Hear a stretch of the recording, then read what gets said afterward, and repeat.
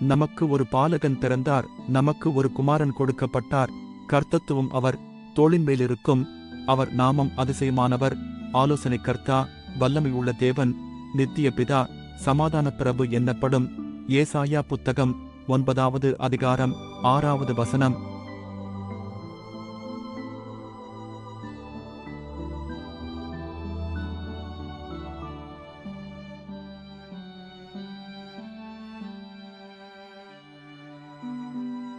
நமக்கு ஒரு பாலகன் பிறந்தார், நமக்கு ஒரு குமாரன் கொடுக்கப்பட்டார்.